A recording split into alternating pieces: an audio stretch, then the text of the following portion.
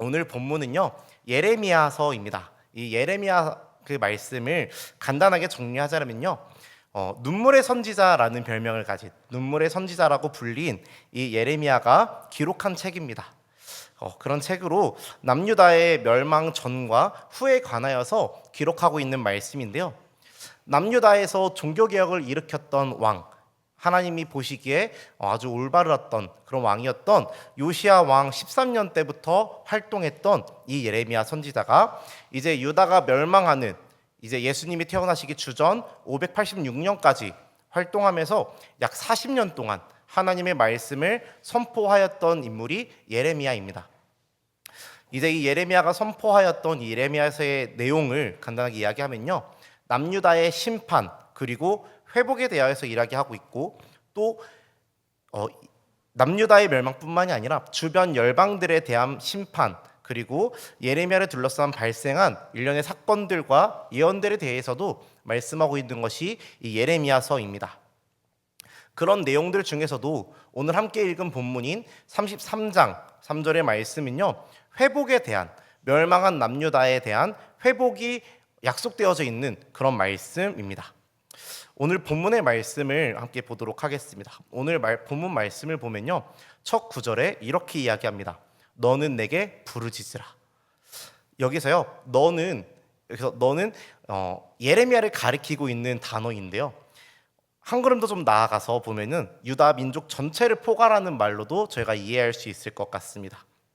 즉, 하나님께서 명령하시는데 예레미야에게 명령하시면서 동시에 이 유다 민족들에게 이야기하시는 거라고 저희가 생각해 볼 수 있는데요, 유다 민족들에게 그리고 예레미야에게 하나님께서 명령하십니다. 뭐라고 명령하시냐면은 부르짖으라라고 명령하십니다.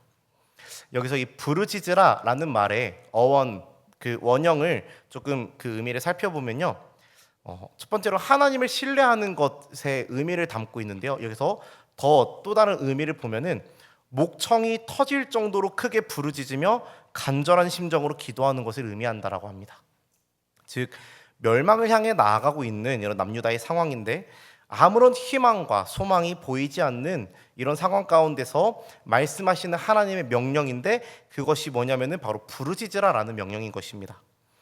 아주 절망적인 상황 가운데서도 장차 도래할 회복의 역사를 제시하면서 예레미야에게, 그리고 더 나아가 유다 민족들에게 결코 포기하지 말고 하나님께 부르짖어 기도하기를 요구하고 명령하시는 것이 오늘 본문의 말씀이다라는 것입니다. 이렇게 명령하시고는 이어서 하나님께서 말씀하십니다. 내가 내게 응답하겠고 라고 말씀하십니다. 하나님의 명령, 부르짖으라는 명령을 따를 때 주어지는 결과를 하나님께서 이야기하시는 것입니다. 그 하나님의 결과는 무엇인가요? 우리가 부르짖어 기도했을 때, 예레미야가, 남유다가 하나님 앞에 부르짖어 기도했을 때 하나님이 주시는 결과가 무엇이냐면요, 응답입니다. 내가 내게 응답하겠고라는 말의 그 원형을 살펴보면요, 상대방의 말에 대해 말로써 대답하는 것을 나타낼 때 주로 사용되는 동사라고 이야기합니다.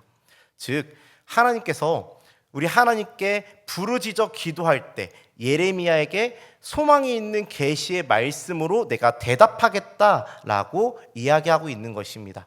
즉, 하나님께서는 너희가 내게 부르짖어 기도하면은 내가 너희에게 응답할 것이야, 내가 너희에게 대답할 것이야 라고 이야기하고 약속하시는 것입니다.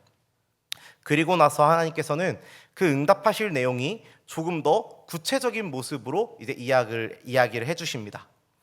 내가 알지 못하는 크고 은밀한 일을 내게 보이리라. 즉, 하나님께서 직접 하나님의 의지로 보여주겠다라고 이야기하십니다. 무엇을 보여주시냐면은 크고 은밀한 일을 보여주겠다라고 이야기하시는 것입니다.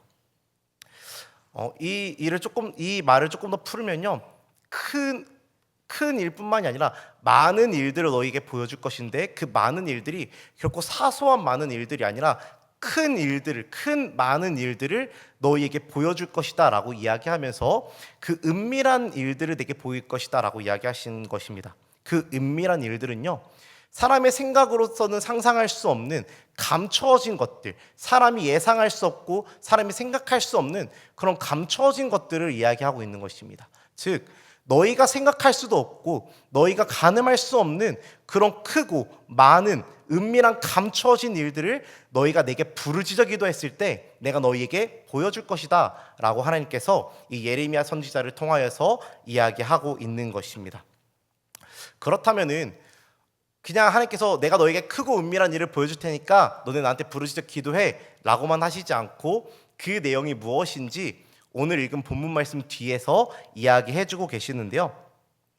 오늘 본문 이후의 말씀 12절, 13절 말씀을 저희 함께 찾아서 한번 읽어보도록 하겠습니다. 앞에도 나와 있는데요. 12절, 13절 말씀 저희 함께 읽겠습니다. 시작. 만군의 여호와께서 이와 같이 말씀하시니라. 황폐하여 사람도 없고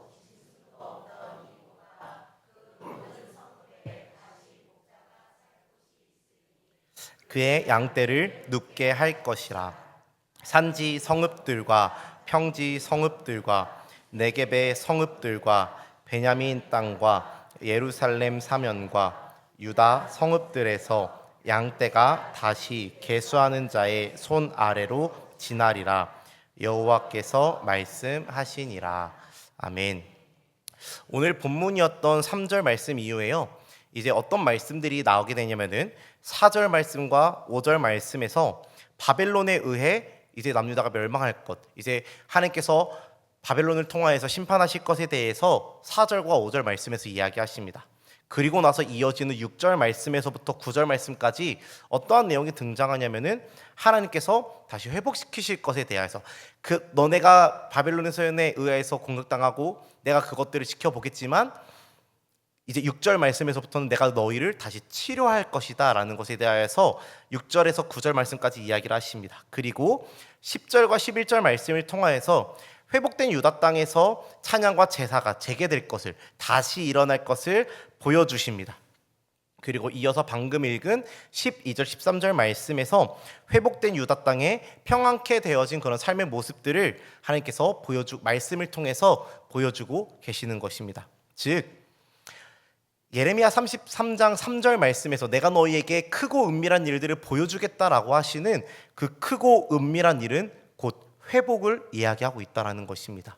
내가 너희를 바벨론을 통해서 심판할 것이지만 그보다도 더 크고 은밀한 회복이라는 것들을 내가 너희에게 보여줄 것이다 라는 것을 약속하시는 것입니다. 그런데요, 하나님의 이 회복에 대한 말씀, 회복에 대한 약속은요, 이 13절에서 끝나지 않습니다. 오늘 방금 읽은 본문 말씀 이후에 15절 말씀을 저희가 한 번 더 함께 읽어보도록 하겠습니다. 15절 말씀 함께 읽습니다. 시작. 그날 그때에 내가 다윗에게서 한 공의로운 가지가 나게 하리니 그가 이 땅에 정의와 공의를 실행할 것이라. 아멘. 방금 읽은 말씀에서 가리키고 있는 한 사람이 있습니다.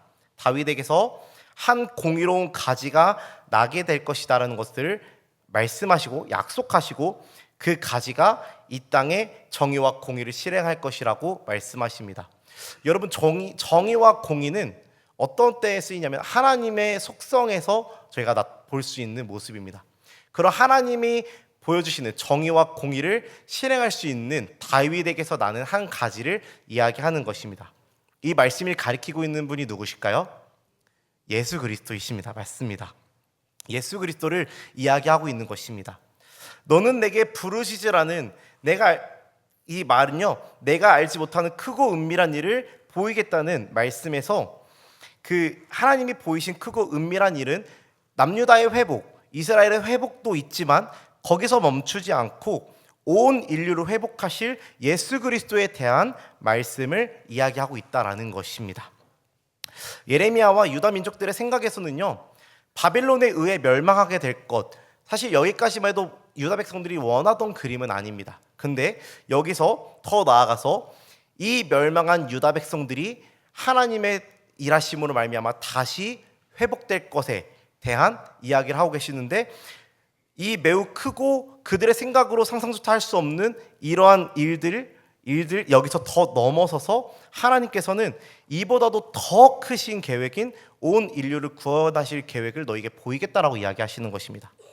다시 정리하면요, 예레미야 유다 민족들은요, 그들의 생각에서는 사실 그들이 멸망했다가 다시 회복하는 것조차도 그들의 생각으로는 할 수 없는, 그들의 생각으로는 미처 다다를 수 없는 영역일 수 있습니다. 그런데요, 하나님께서는 이 사람의 생각으로는 도저히 도달할 수 없는 멸망, 심판, 그리고 이어진 회복까지도 하나님께서는 약속하심과 동시에 사람으로서는 도저히 바라볼 수 없는 그 먼 미래, 약 600년 뒤의 미래, 예수 그리스도까지 하나님 계획하시고 이들에게 보여주겠다라고 이야기하신다라는 것입니다.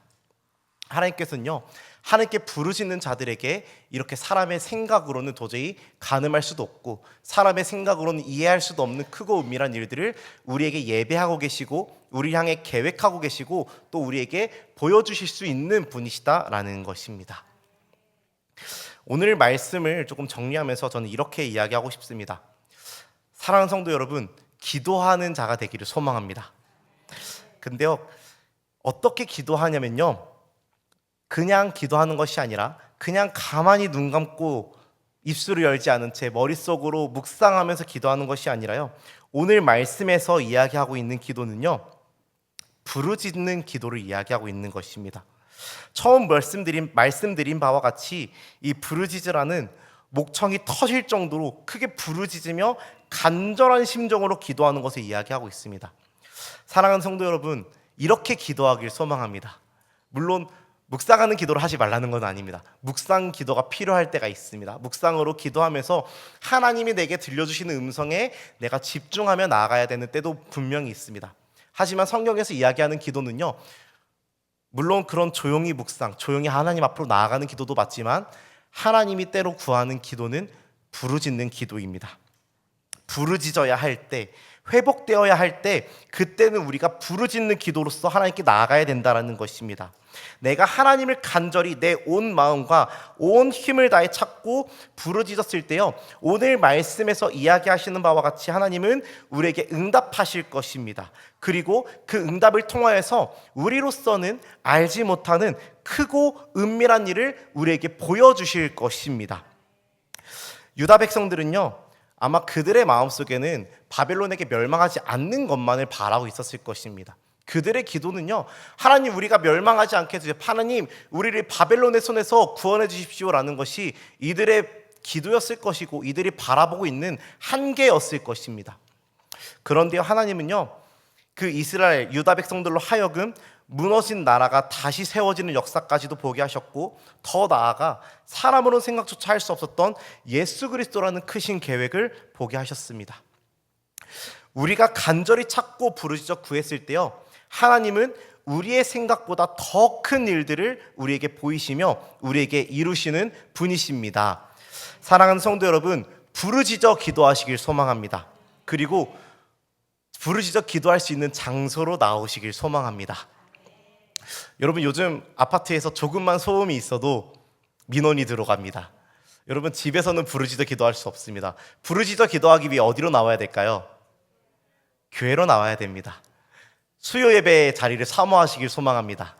그리고 무엇보다도 새벽에 나와 가장 이른 시간, 내 하루의 첫 시작을 하나님께 나와 간절히 부르짖는 우리 성도님들이 되시기를 소망합니다. 우리가 그렇게 하나님께 나아가 부르짖어 기도했을 때, 부르짖어 기도하는 자리로 나와 하나님께 간절히 찾고 부르짖었을 때, 하나님께서 우리가 알지 못하는 크고 은밀한 일들, 사람의 생각으로 차마 다다를 수 없는 그 큰 일들을 우리에게 보여주시며 우리를 향해 계획하시며 우리에게 이루실 줄로 믿고 그렇게 될 줄로 간절히 소망하고 축복합니다. 아멘. 저희 그럼 같이 찬양하고 기도하도록 하겠습니다.